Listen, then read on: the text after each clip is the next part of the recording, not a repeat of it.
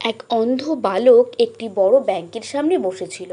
তার সামনে ছিল একটি থালা, আর হাতে ছিল একটি কাগজ, যাতে লেখা, আমি অন্ধ, অনুগ্রহ করে সাহায্য করুন। সারাটা সকাল তার থালায় মাত্র কয়েকটি পয়সায় জমেছিল।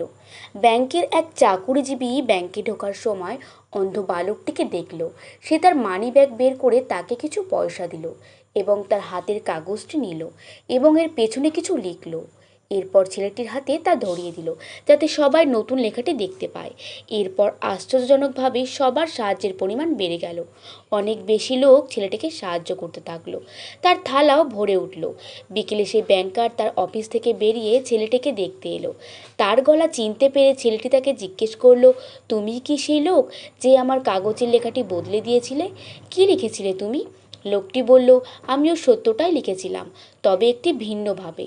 আমি লিখেছিলাম, আজ খুব সুন্দর একটি দিন, কিন্তু আমার দুর্ভাগ্য আমি দেখতে পাই না। দুটো লেখাই মানুষকে বলে যে ছেলেটি অন্ধ, কিন্তু প্রথমটি শুধু বলে যে সে অন্ধ, কিন্তু দ্বিতীয় লেখাটি মানুষকে বলে তারা অনেক ভাগ্যবান যে তারা অন্ধ নয়। বন্ধুরা, তোমার যা আছে তার জন্য ভগবানের কাছে কৃতজ্ঞ থাকো।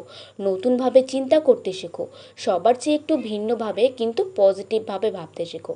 জীবন যখন তোমাকে কষ্ট পাওয়ার 100টা কারণ দেয়, জীবনকে দেখিয়ে দাও যে তোমারও সুখী হওয়ার 1000টা কারণ আছে।